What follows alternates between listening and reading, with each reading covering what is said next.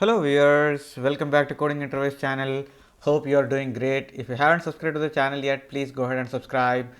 I have created bunch of playlists to cover various categories of problems such as stacks, queues, trees, graph, linked list, dynamic programming, BFS, DFS and so on.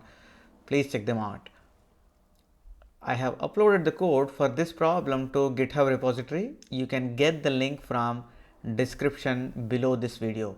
Let's jump into today's problem. The kth factor of n. Given two positive integers n and k, a factor of an integer n is defined as an integer I where n percentage I is equal to 0. Consider a list of all factors of n sorted in ascending order. Return the kth factor in this list, or return -1 if n has less than k factors, right? So basically we are given with two numbers n and k, and we are supposed to find the kth factor, right? So the factor is defined as n percentage I is equal to 0. So I becomes a factor only when n percentage I is equal to 0. That means n mod I is equal to 0. So in other words, what we can say is any integer I which can divide n evenly, right? So there should not be any residue. So when I say evenly, right, so it's about like this. For example, you have number 24, let's say, right? So number 24. So let's say I is equal to 4, right? So can 4 divide 24 evenly? Yes. So 4 6 are 24. That means it can divide evenly. There is no residue. So let's say I is equal to 5. Can 5 divide 24? Not really, right? Let's say 3 I is equal to 3. Can 3 divide 24? Yes. 3 8s are 24, right? So that's what when I meant an integer I dividing n evenly, right?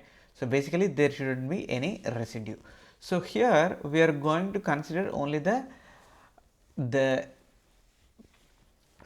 numbers which are positive in nature, right?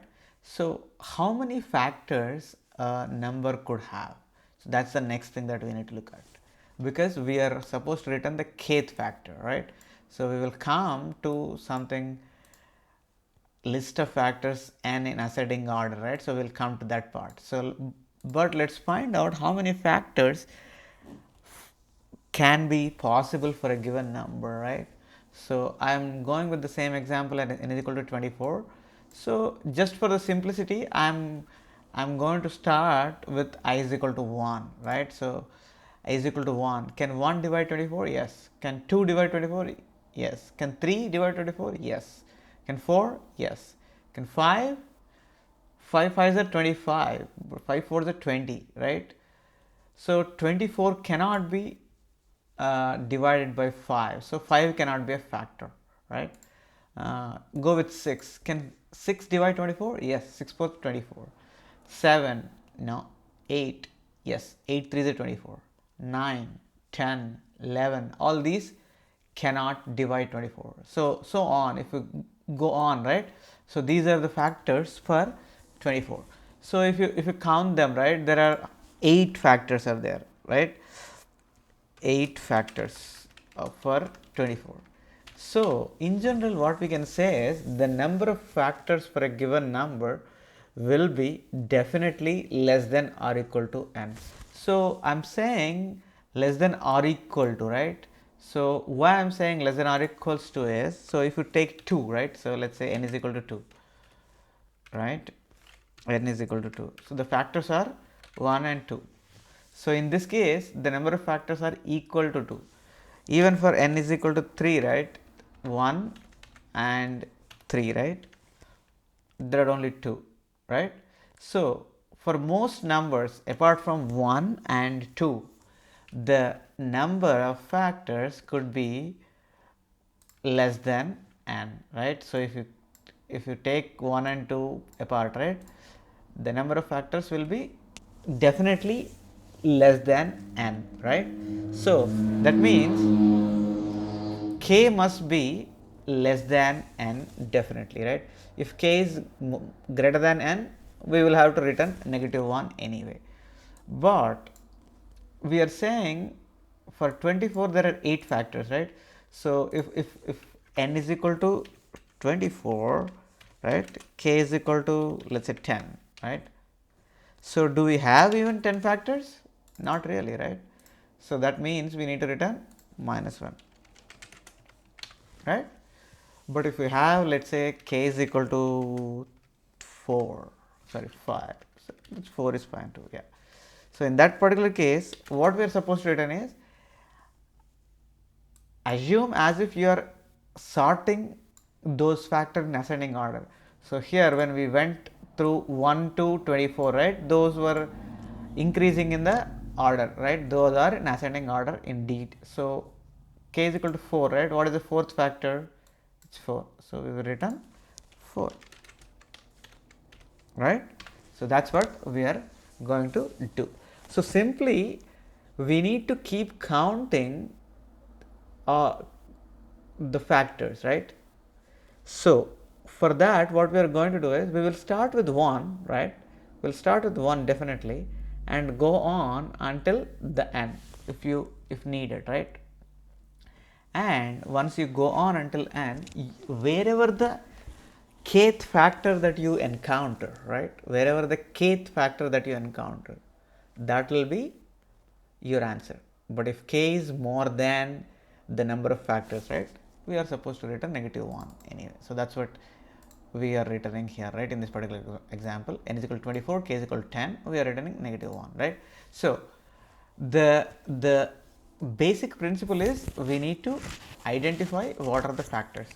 So instead of identifying and sorting and then selecting k, what I am going to do is, we will start to find out the factors in ascending order only, so that we don't have to sort them, right.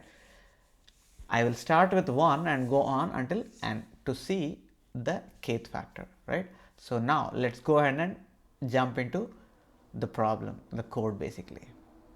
So kth factor, we are given with n and k, right, and I have initialized the count to 0, right. So basically we are supposed to give the kth factor, right. So this count, whenever count becomes equal to k, that is the answer that we want to return.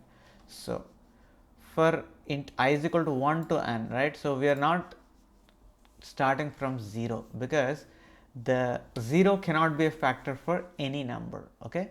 So the first factor for any given number will be 1, right. So that's the reason why we are starting with 1. So in fact, you can initialize the count to 1, right, and you could start with 2, right. So that is also a possibility, right. But if k is equal to 1, right, then you will have to always return number 1, right. That is a small change that you could do for this particular piece of code. So but for simplicity, I am going with I is equal to 1 to I is less than or equal to n, right. And if at all n percentile I, so n mod I is equal to 0, that means I is evenly dividing the given number n. In that particular case, I am incrementing the count. So whenever the count becomes k, right, I just return that I. But if it exits this for loop, that means it has less than k factors, right, it has less than k factors. In that particular case, I will return -1, right. So this is a, even though the problem appears to be complex, but if you approach with the methodical way, where you don't have to sort or whatsoever, right, start from plain 1, go on until n, it will become simplified, right. So now let's go ahead and look at the time and space complexity, right. So time complexity, in this particular case, we are going from 1 till n, right. Good. So if we are going from 1 till n, then we will say the time complexity for this particular algorithm will be order of n in the worst case, right? But if you happen to exit at the k when k is equal to count is equal to k, right? In this particular case, so when k is equal to 4, you will go until 4 only, right? You don't have to actually go all the way, right? So that's what I was talking. So the worst case is order of n. For example, if k is equal to 10 is given, right, you need to go all the factors anyway. That's the reason why we will say worst case is order of n. But best case is what? Order of k, right? So best case is order of k. That means you are able to find a solution, right? But since big O notation is all about worst case notations, so we will say order of n is the worst case complexity for this. But best case is order of k definitely, right? Assuming k is the within the limits of the number of factors, right? So now let's go to the space complexity. So are we using any extra space here? We are using this one variable count, but apart from that we are not using any other variable. So for this particular case we will say, okay, the space complexity is order of 1, which is nothing but a constant, right? So that's how we are able to solve this particular problem with a linear time complexity, right? So if you have any further questions, please post them in the comment section below this video. I'll get back to you as soon as I can. I have posted this code to the GitHub repository. You can get the link from description below this video. If you haven't subscribed to the channel, please go ahead and subscribe and also share among your friends. Please click on the bell icon so that you will be notified about all my future videos. Thank you for watching. I will be back with another problem very soon. Till then, stay safe and goodbye.